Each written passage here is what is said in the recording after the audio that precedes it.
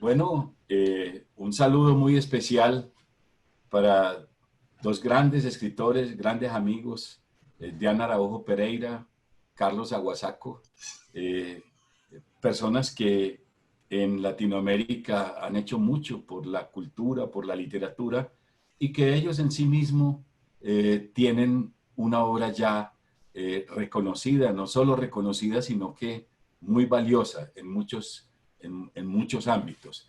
Bienvenido Carlos, bienvenida Diana. Espero que saludemos primero que todo a la Municipalidad de Curuzú, Cuatiá, a la Fundación Cultural Esteros, que han hecho una alianza muy hermosa y han hecho posible esta aventura riquísima, que es como en el momento del encierro abrir las fronteras y nos han puesto a hablar desde distintas partes del mundo. Así que como primer paso de esta conversación que vamos a tener sobre el libro que ustedes dos comparten, el hermoso libro que comparten en la colección La Flor del Espinillo, eh, eh, digamos que lo estamos presentando oficialmente y quiero que primero se presenten, nos digan desde dónde nos hablan, desde dónde se están dirigiendo a esta reunión y después pasamos a una conversación sencilla sobre el libro, sobre su obra como poetas, como escritores y sobre algunos otros aspectos que atañen a cada uno de ustedes. Así que Diana, por favor, saluda a las personas que nos están escuchando y viendo. Bueno, muchísimas gracias. Es una alegría y un honor compartir este espacio con personas tan importantes, mis amigos Luis Fernando Macías, Carlos Aguasaco. Una alegría realmente en estos tiempos tan difíciles, tan complicados, con tanto dolor que vivimos también de alguna manera, tener estos momentos que son como islas, ¿no? Una isla de un otro aire, de este aire poético que siempre nos motiva, nos anima, nos trae vida, ¿no? Entonces, muchísimas gracias y a la organización del festival y a la municipalidad y a la querida Carolina Zamudio también por la invitación. O sea que, antes de nada, agradecer mucho por estar aquí. Bueno, yo les hablo desde la Triple Frontera, donde vivo desde hace 10 años, la Triple Frontera entre Brasil, Paraguay y Argentina. Aquí trabajo, soy profesora en la Universidad Federal de Integración Latinoamericana, donde tengo el gusto de tener estudiantes de todas partes de América Latina. Y mi escritura, a ver, de una manera general, tiene que ver con este ser fronterizo que siempre tuve, creo, de alguna manera siempre estar en Río de Janeiro, desde donde vengo, donde nací, siempre de alguna manera me dejaba ahí como un poco presa a un universo que me era, no sé, pequeño. Cuando empecé a conocer el español, a estudiarlo, es como se abrió otro mundo. Y en este mundo fue donde empecé a escribir también. Curiosamente, yo empiezo a escribir poesía en español en Sevilla, donde viví durante 6 meses en un periodo del doctorado que hacía sobre poesía latinoamericana. Entonces ahí es donde empiezo a escribir, o sea, que es esa otra lengua, cruzar la línea de la lengua, esta frontera lingüística. Ahí empiezo a abrirme yo también para la escritura poética. Entonces, eso, estoy en la frontera y creo que mi escritura también es una escritura que siempre ha estado fronteriza. Qué bonito. escuchemos el saludo de Carlos, Carlos Aguasaco, un gran gestor. Muchas Adelante. gracias, Luis Fernando. Primero, encantado de verte. No puedo dejar pasar el momento para decirle que te felicito por tu último libro, publicado hace poco, creo que hace unos días nada más, y que ya está en las librerías. Me muero de ganas por leerlo, maestro. Diana, encantado de verte también. Diana Araujo Pereira, Luis Fernando Macías, dos queridísimos escritores y amigos que hemos tenido la oportunidad de tener aquí en Nueva York, desde donde les hablo el día de hoy. Yo soy un escritor de origen colombiano, radicado aquí en Nueva York hace ya un poco más de 20 años. Pero conservo mi alma latinoamericana. Soy una de las personas que afirma que los Estados Unidos son un país de Hispanoamérica. Somos el segundo país hispanohablante del mundo, después de México. Y claro, eso no niega que también es un país anglohablante, que hay lenguas asiáticas, que hay otras lenguas, pero este es un país hispanoamericano y como tal lo defendemos. Así que para mí un gusto estar acá, acompañarlos. Y de mi vida profesional, bueno, soy profesor en la Universidad Pública de la Ciudad de Nueva York, enseño estudios culturales latinoamericanos y este año soy el encargado de dirigir el Departamento de Estudios Interdisciplinarios. Bien, para que entremos ya en la materia de nuestro libro de la colección del Espinillo, hermoso libro además, que el diseño es con una delicadeza y un cuidado. Carolina ha estado ahí al pie de cada detalle mínimo y lo ha hecho muy bien, de verdad. Felicito a Carolina por esa colección, además porque es una colección de 20 títulos dobles, 10 de poetas internacionales y 10 de poetas curuzucuateños, lo cual le da a la región una prestancia, digamos, a un nivel internacional muy importante. Es un trabajo muy serio. El libro de ustedes, el número 7 de la colección, el número 3 o el 7, ya me olvidó cuál era el número. El libro de ustedes, donde comparten las páginas del libro, me pareció muy curioso al encontrarlos a los dos ahí, porque Carlos ha sido editor de Diana en Arte Poética Press y Diana ha sido traductora de Carlos al portugués. Sí. Entonces, el hecho de encontrarse en el mismo libro, ¿qué significa para ustedes que son, pues ya podría decirse que se han encontrado, ya han establecido ese lazo profundo ya en otras ocasiones anteriores y supongo que acá es simplemente la ratificación de ese lazo? ¿Qué significa para ustedes ese hecho, Diana?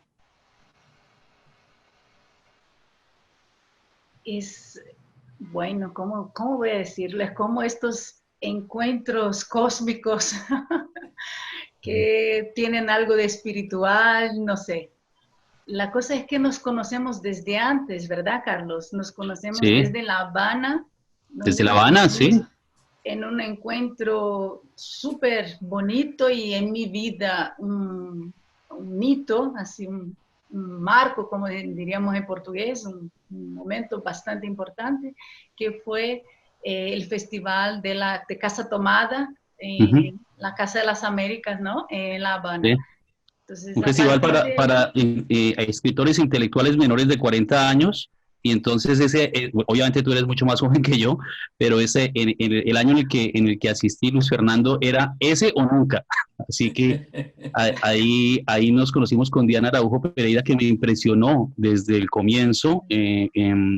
Tú sabes, Luis Fernando, que te lo he dicho en conversaciones, yo me he dedicado a editar a los poetas que admiro, y por ejemplo, por eso tuve el gusto pues de publicar un libro tuyo, otro de Diana. Siempre nace primero de una admiración hacia la obra del escritor, y después en ese proceso de admiración también se genera una amistad. Así que recuerdo mucho el día que le dije a Diana en La Habana, saliendo de la oficina de Retamar, que ella merecía mucho más de lo que le había tocado como poeta. Como académica tiene una carrera extraordinaria, pero como poeta creo que su momento crece cada vez más, ¿no? Tienes libros en Colombia, Carolina, Carolina y tú tienen libros en Colombia, Diana.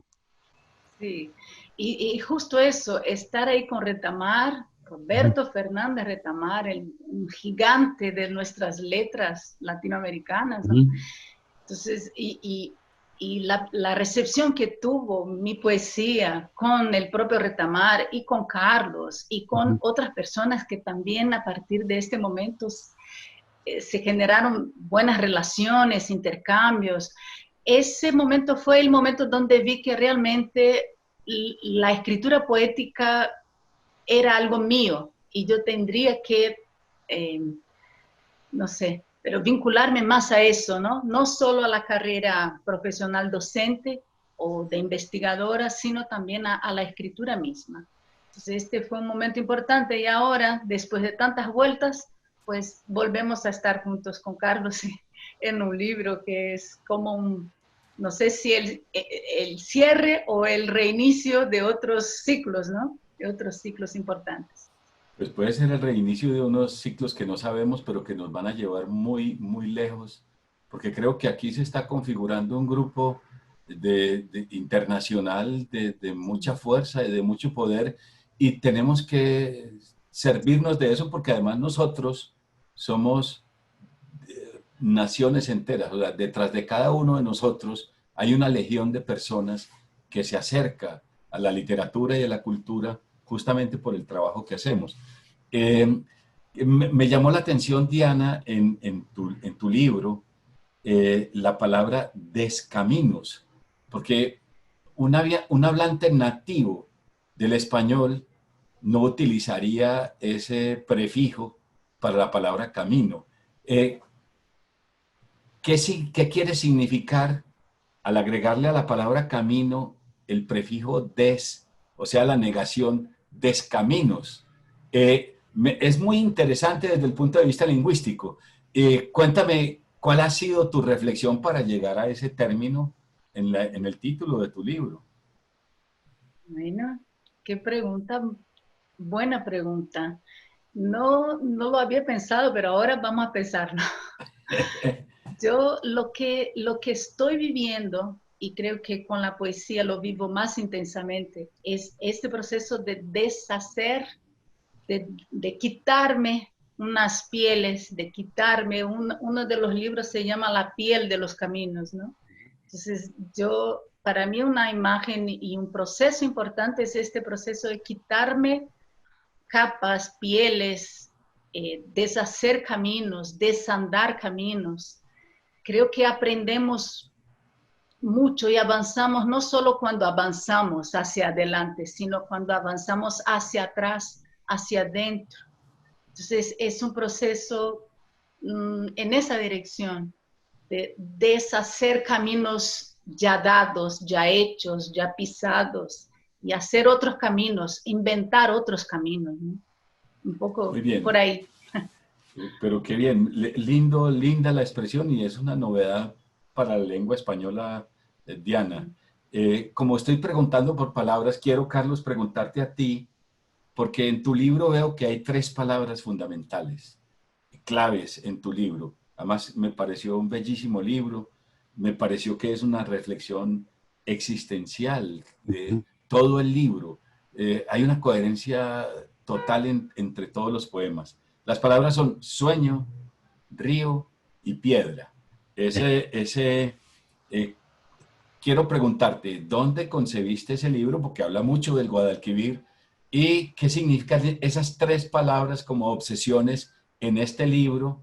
Y si este libro forma parte de uno más amplio, porque aquí hay solo 15 poemas, o si estos son poemas aparte y llegaste ahí, ¿de cuándo son estos poemas? Muchas preguntas en una. Muchas gracias, Luis Fernando. Bueno, has identificado las palabras claves como gran lector que eres.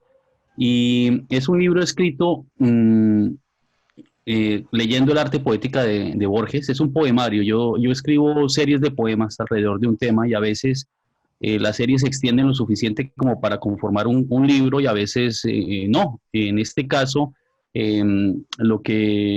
la piedra del Guadalquivir, que es el título que llevan estos poemas, llegó hasta 13. Y para esta edición yo decidí agregar 2 poemas más que se me han sido concedidos después de la escritura de este libro. Pero la piedra del Guadalquivir buscaba ser un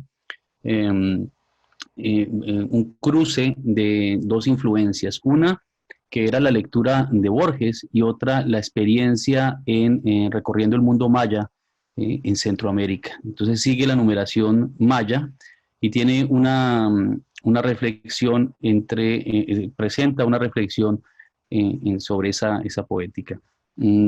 Pero, ¿dónde se me ocurrió? Se me ocurrió en el Guadalquivir.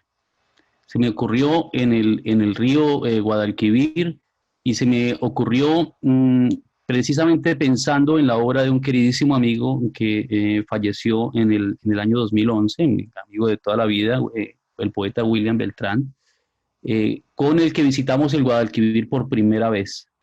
Y en mi compromiso de pensar en su obra, cuando volví al Guadalquivir tuve un camino largo, estaba pensando en García Lorca, estaba pensando en William, la primera vez que caminé por ese río, y en Borges. Y allí se cristalizó la idea de la piedra del Guadalquivir, que es una conciencia poética a la que le pasa, el poema está contado o narrado, los poemas están escritos desde la idea de una piedra, de un ser humano, de un sujeto que cae o que se arroja o que se deja caer a la corriente del Guadalquivir como una roca y queda ahí, y esa es una conciencia poética a la que le pasa la historia por encima en forma de agua. Entonces comienza a disolverse, ¿no? Como la poesía es una conciencia que se disuelve en el tiempo. Y de ahí sale esa reflexión que tiene obviamente la trampa de que leer a Borges siempre alimenta, ¿no? Y siempre, de hecho quería agregar un poema que no me ha sido concedido todavía sobre Borges, Dinosaurio de Piedra, porque me parece, hay una foto de Borges que tenemos en la oficina en la que siempre lo veo con su bastón, y es una foto blanco y negro, y parece un ser de piedra. Así que de ahí salen esos poemas. No te escuchamos, Luis Fernando, creo que tienes el micrófono apagado. Porque alguien, a mí me pasan por acá, por la calle, pregoneros de toda índole, entonces aproveché que estaba pasando un pregonero y que estabas hablando tú para apagarlo y se me había olvidado, qué pena. Diana, voy contigo una pregunta. En tu libro hay una expresión también que es muy interesante, extenderse en el otro, como una gramática, como si estuvieras justaponiendo, así como al escribir una frase justaponemos una palabra después de otra, vos estás pensando en ese extenderse en el otro, como anudarse a otro para hacer más. Quiero que nos hable, porque yo creo que ese es un motivo que está a lo largo de todo el libro y que ahora veo al presentarnos acá, que tiene que ver también con el cruce de las 3 fronteras al mismo tiempo. Cuéntanos a propósito de eso, Diana, ¿cuál es tu idea de ese extenderse en el otro como una gramática del cuerpo? Me pareció lindo eso. Sí, este poema específicamente lo escribo en Sevilla, es de mi primer libro y es de este momento cuando como que rompo,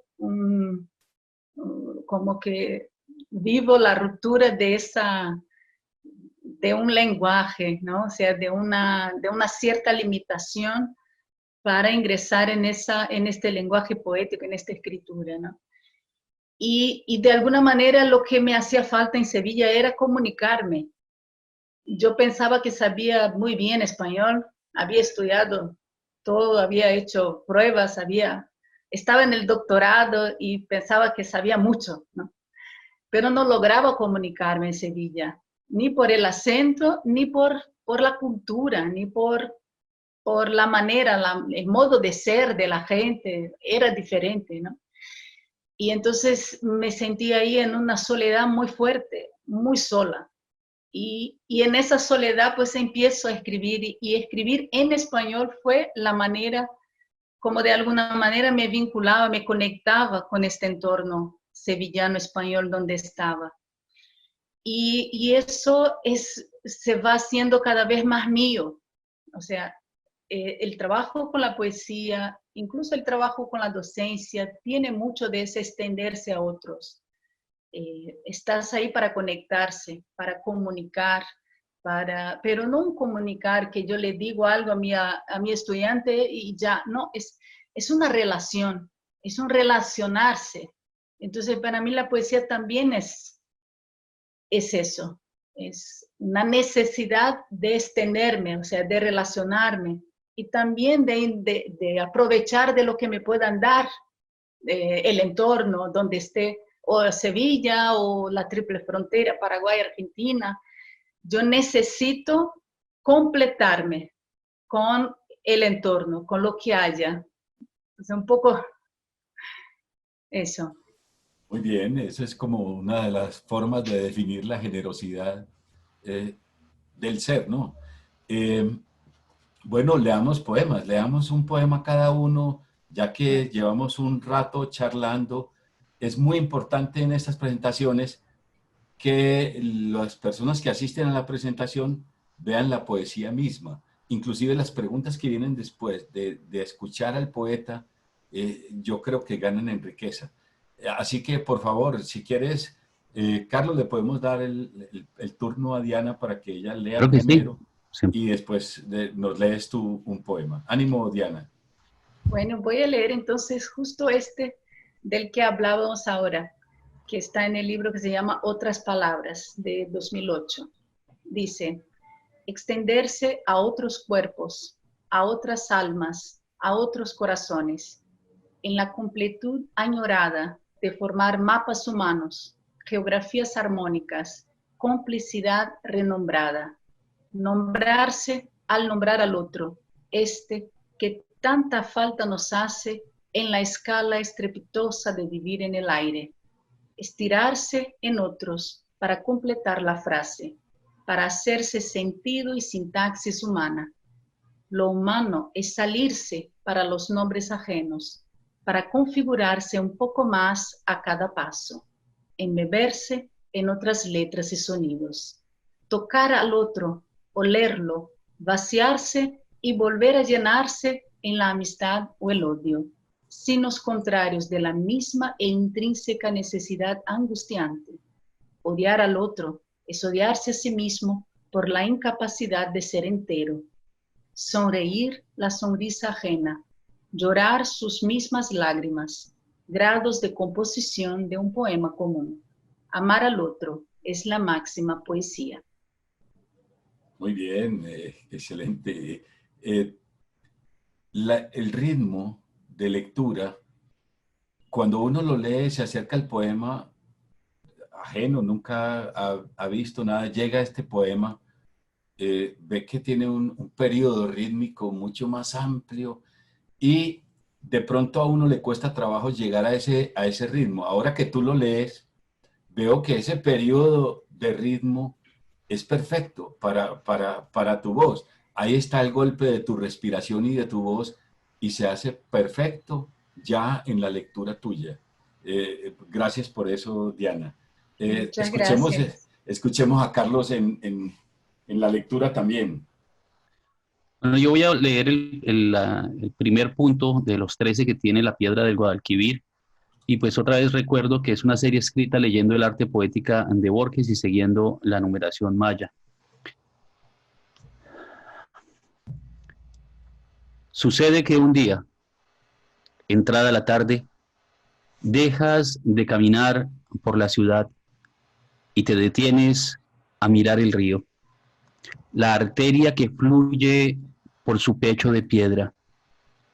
Decides quitarte los zapatos y metes los pies en el agua. Por un momento sientes que todo en tu ser fluye y con la corriente se elonga, se disuelve en el agua. El tiempo es otro río, ¿recuerdas? Y piensas en la ironía del anciano enceguecido para quien el ojo era una pluma y la penumbra su lienzo. El río es otra forma del tiempo, murmuras. Te quitas la camisa y te dejas caer de espalda. Quieres quedarte allí, permanecer allí en el torrente, dejar que el agua te rodee las carnes y haga de tu cuerpo una roca suave, un guijarro más en su corriente. Ópale, qué bien, Carlos. Vengo a entender ahora, no lo había entendido en las lecturas anteriores, que ese anciano enceguecido, que es un leitmotiv del libro, es Borges. Y de alguna manera es ese tu examen, como tu homenaje a Borges. Aunque en el libro está advertido que es leyendo el arte poética de Borges, yo no sé por qué no había pensado que el anciano era una obsesión del libro más, que además es muy interesante porque se constituye en un personaje y en la forma como yo leí el libro, es válido como un personaje adicional del libro. Además, en torno a un motivo que quiero preguntarte a eso, es un viejo motivo de la poesía, que la vida fluye como el río y de que la vida es un sueño, que lo que soñamos es sueño, pero también eso que miramos como cotidianidad es otro sueño, que están presentes como en ese personaje que me fascinó porque creas todo un libro con contexto propio, con historia propia, como un libro de poemas con historia, pero que además es una reflexión. Eh, Me gustaría como que ampliaras un poquito esa idea, Carlos. Pues gracias, Luis Fernando, porque esa realmente era mi preocupación. Yo recuerdo mucho, hay otro personaje que está oculto en el libro y es con el que yo estoy dialogando. Yo estoy tratando de hacer dialogar la poética de este monstruo de la poesía y de la literatura en general, que era Borges, que es Borges, porque está ahí, sigue, porque es.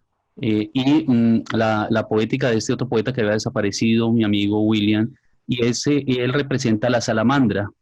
Entonces, en esa misma reflexión, pensé una fantasía que había tenido hace mucho tiempo, que es muy borgiana, que es muy literaria también, y es que la diferencia entre la vigilia y el sueño es un parpadeo, un pestañear, un pestañear. Y que en ese pestañear, la vigilia o el sueño no son más reales una que la otra. En realidad, para el sujeto, para nosotros, para el poeta, para la conciencia, una u otra realidad no es más significativa, las dos se alimentan, una alimenta a la otra. De hecho, está demostrado pues que nuestras experiencias diarias nos alimentan nuestros sueños, pero también está demostrado, y los poetas, los escritores como tú lo sabes mejor que yo, que nuestros sueños informan nuestro quehacer diario y nos lanzan al agua. Entonces, era también una poética sobre la vida y la muerte, que en ese momento, cuando yo regresaba en este trayecto, digamos, mortuorio de dolor, porque mi amigo se me desapareció en el aire, nunca pude enterrarlo, nunca pude verlo. De hecho, yo creé la colección Rambla de Mar para homenajear el lugar donde esparcieron sus cenizas. Esa reflexión, como decía él, hacía lo que debe hacer un poeta, pensar en poesía. Y este es el libro que es el resultado de ese esfuerzo por pensar en poesía. Yo te agradezco profundamente la lectura de un libro que, aunque escrito como un gesto literario, tiene un tono tremendamente personal. Muy bien, Carlos. Para mí fue una grata alegría, pues te digo, una sorpresa leer ese libro y me acercó mucho más a ti. Sí, Gracias. hemos estado cerca siempre, pero yo creo que ahora me siento más cerca. Diana, ahorita tú cuando estabas respondiendo por la extensión al otro, nos hablabas de Sevilla y de tu estancia allá y de esa soledad y de cómo a partir de eso se creó la necesidad de escribir este poema que nos leíste. Y entonces dije yo, bueno, normalmente tú cómo escribes, Diana, cómo concibes un poema y cómo lo llevas a cabo y cómo decides que este es el texto ya definitivo del poema. ¿Cómo es ese trabajo que haces tú? Bueno, normalmente lo escribo de un tirón, pero a veces pasa que también les doy algunas vueltas, lo dejo ahí descansar y algún tiempo después vuelvo. Y el ritmo me parece muy importante, entonces lo leo en voz alta varias veces. Y si no está bien el ritmo, la lectura, o sea, la oralidad me parece importante también, ¿no? Y si no está bien el ritmo, entonces cambio alguna palabra, cambio algún verso, pero normalmente me viene casi como ya hecho. No, no suelo estar, no sé, no tengo esa disciplina de los escritores muchas veces que tienen sentarse a escribir y cada día tantas horas. No, voy haciendo según siento eso como una necesidad, ¿no? Algo como que quiere salir, entonces yo le dejo salir y después lo reviso un poco, pero normalmente es poco lo que reviso. Muy bien. Carlos, en todo lo tuyo, de hecho tu editorial se llama Arte Poética Press.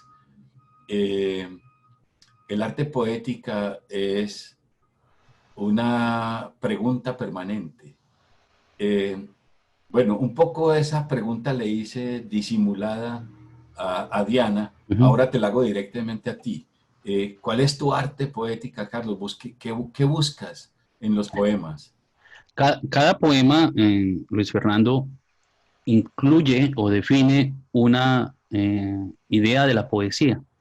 Como de la misma forma en que cada novela es una teoría de la novela hecha práctica, materializada, cada poema representa una visión de la poesía, una poética, una estética. Y en mi caso, cuando escribo, digamos, si esto puede traer luces sobre la respuesta, sobre la pregunta, no es, escribo en la mente, escribo muy poco. Los amigos pensarán que escribo hasta por los codos, pero la verdad es que escribí durante más de 15 años y nadie me publicaba. Entonces, por eso salen los libros así, pero escribo realmente muy poco, pero pienso mucho en poesía. Pienso mucho en poesía. Disfruto mucho escuchar, disfruto mucho leer y pensar en poesía, en cómo funciona la poesía. Y creo, desde el punto de vista práctico, que lo que hace el poeta en cada libro es buscar una nueva música. Entonces voy mucho por ahí con las manos, contando con los dedos, buscando una música, buscando un ritmo que me permita hablar de una forma diferente al libro anterior, y cuando lo encuentro, a veces pasan tiempos. Mira, el día de hoy, por ejemplo, después de un par de años de haber decidido iniciar un poema sobre realidades múltiples, se me han concedido 2 versos de ese libro, pero lo que más me ha agobiado nunca ha sido el contenido, porque el contenido está ahí, ya hay grandes ideas. Pienso que el poeta más bien presta su oído y presta su trabajo de orfebre para organizarlas de alguna forma en la página o en el aire, porque pues, la poesía es algo que también se expande en el aire cuando escuchamos una voz como la de Diana, que a mí también me parece, tiene una lectura impecable. Muy bien. A propósito, entonces leamos, ya es increíble cómo se va el tiempo. Rápidamente, apenas 2, 3 preguntas y ya se nos va el tiempo. Ánimo, Diana, léenos otro poema, por favor, para escucharte de nuevo, ya que te introdujo Bueno, Carlos también. claro que sí. Ahora les leo entonces un poema de Horizontes Partidos, que es el libro que salió publicado por Carlos y Arte Press Poética de Nueva York. Es el poema número 12. Dice: por el borde del camino, por la frontera de arriba o de abajo, por las escaleras pisadas y vueltas a pisar, de tantos siglos de caminar y seguir, comprobamos los descaminos del tiempo, sometidos al sueño imperecedero, pero cargados de idiosincrasias y temblores. Tocamos los timbres del viento. Somos tierra y cielo, participación incongruente, formas desconectadas, islas de amores y odios que se sientan para el té de la tarde o para ver el programa que nos toque en la tele. Sorprendidos en la tierra del fuego, nos establecemos bajo árboles de frutos prohibidos y rescatamos los sueños que flotan en el estanque del olvido. Es nuestro quehacer diario, son nuestras preguntas cotidianas, labores corrientes que se esparcen por territorios y tramas. Hay gigantescos pasos y otros tan chicos. Hay nombres en los bordes de las cosas colgados. Bravo, muchas gracias, Diana. Bueno, lo mismo, Carlos. Léenos otro poema. Bueno, yo voy a leer más de la piedra del Guadalquivir. Dos punticos que creo que van muy bien uno detrás del otro. Conociste a un poeta que no murió en el ocaso, un ser de caoba que celebró su cuerpo entre las llamas y feneció al mediodía. Si el viejo es dinosaurio, concluyes, este hombre es salamandra.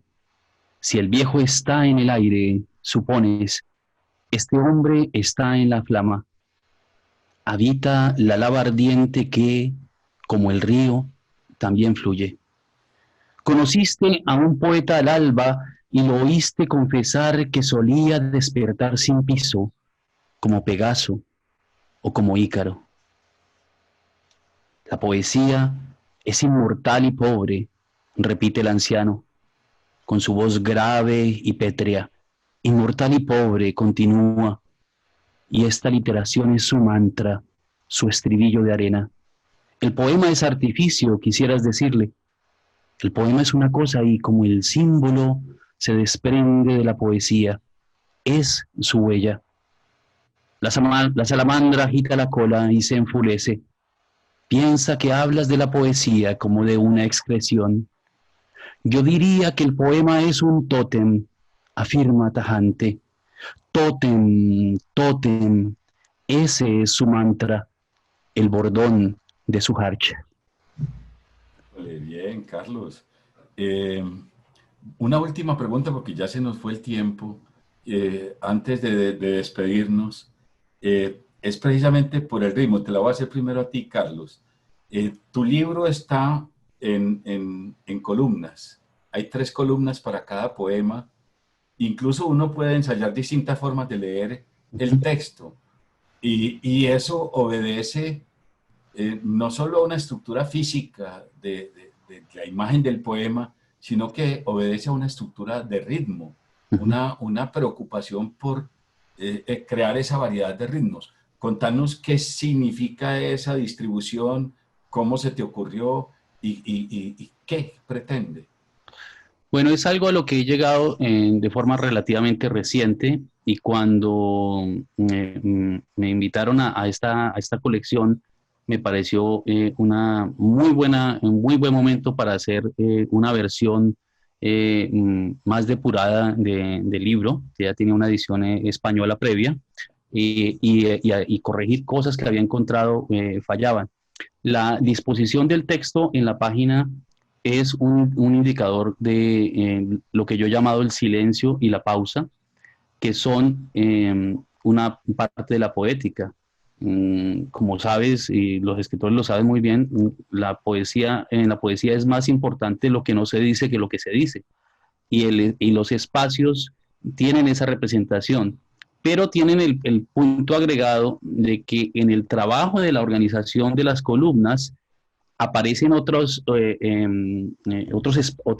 campos semánticos que revelan conexiones que no eran explícitas en el texto. Así que para mí ese trabajo ha sido, no sé, como cuando a veces organizas tu hogar o organizas tu biblioteca y te das cuenta de que había maneras más eficientes de dejarles saber a las personas qué es lo sagrado y qué no. Es como, es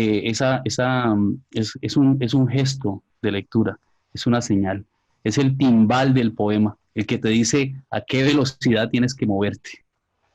Muy bien.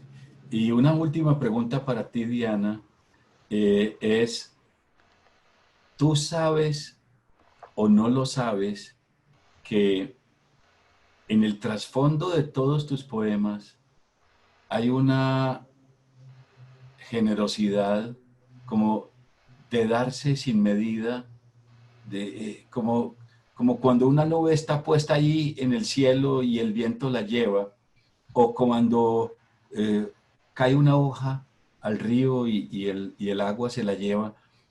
Uno siente en tus poemas que hay alguien que se le está dando en esa plenitud, con esa suavidad, con esa dulzura. ¿Eso es consciente en tu poesía o no es consciente o esto lo habías escuchado o lo escuchas por primera vez? Nunca lo había escuchado y salgo de esta entrevista feliz por que, no sé, es emocionante escucharlo. Muchas gracias. Creo que es muy generoso también que lo interprete, que lo sienta de esta manera, pero me conmociona, ¿no? Creo que se dice así. Sí, sí, me conmueve de las dos maneras. Es un regalo. Muchas gracias. Ah, pues no, me alegro No, porque no, así lo percibí. sí, Sí, sí. lo que sí me dan ganas de agregar a este comentario tan bonito es que para mí la escritura, la poesía es una forma de comunicarme, es una forma de relacionarme. Y entonces, tal vez ahí tiene que ver, ¿no? Pongo algo de mi energía en estas palabras, no son meras palabras, ¿no? Bueno, Bueno, muchísimas muy gracias por bien. este comentario. No, no, para nada. Bueno, se nos acabó el tiempo, vamos a despedirnos. Les voy a dar que cada uno se despida, recordarle a las personas que nos están viendo en esta presentación que pueden bajar los libros y leerlos en forma libre totalmente. Son bellos libros, son muy bellos, son preciosos y eh, se nos dan estos seres, esta belleza de seres como Carlos, que yo ya lo estimaba bastante, pero después de leer este libro, mi estimación ha crecido muchísimo. Eh, y Diana, que no conocía, pues la había visto de paso por la red, pero que ahora, pues parece que esta posibilidad nos dio una comunicación más entrañable y que es el comienzo de una amistad. Entonces, así puedes despedirte de la presentación, invitar a los lectores a llegar a tu libro y a tus otros libros, y lo mismo Carlos, después de que Diana lo haga. Bueno, para mí ha sido muy sorprendente este encuentro, mucho más generoso también, mucho más hermoso de lo que puedo imaginarme, ¿no? Entonces salgo muy feliz, muy agradecida. Y estos ciclos curiosos, Carlos con su Guadalquivir, que justo fue donde yo empecé a escribir, y ahora pienso en mi Paraná, y no sé, es como una conexión de aguas, y me siento como muy agradecida por todo eso. Y también conocerle un poco más, Luis Fernando Macías, espero conocer más todavía ahora, más interesada en leerte y seguir leyendo a Carlos. Muchísimas gracias. A ti, Diana, muchas gracias. Carlos. Bueno, yo ahora voy a tomar el momento para agradecerles a todos, agradecerle también a Virginia Aguirre, que nos ha colaborado en este proceso, a Carolina Zamudio, que con esa energía tan positiva, como lo decía yo ayer en una conversación, siempre pasa y deja detrás una estela de amistades y de buenas relaciones y de cosas positivas que es simplemente admirable. Y ella, que me regaló la amistad contigo, Luis Fernando Macías, el tesoro que encontré en Colombia, el tesoro que Colombia tiene en ti y en tu obra es algo que yo he aprendido a valorar con el tiempo y que creo en lo que estás haciendo con la revista Esteros, pues es una muestra más de tu generosidad. El público no lo sabe, pero estamos frente a uno de los grandes escritores colombianos de nuestra época, frente a uno de los gestores de otras escrituras que más ha hecho por la paz del país, porque la escritura es una forma de comunicación, como decía Diana, y es una forma de construir paz y nación, y en eso tú, Luis Fernando, eres un ejemplo. Los dejo con un abrazo y conmovido por el honor que me han hecho al permitirme la compañía de Luis Fernando Macías y de Diana Araujo Pereira. Muy bien, hasta aquí llegamos en la presentación.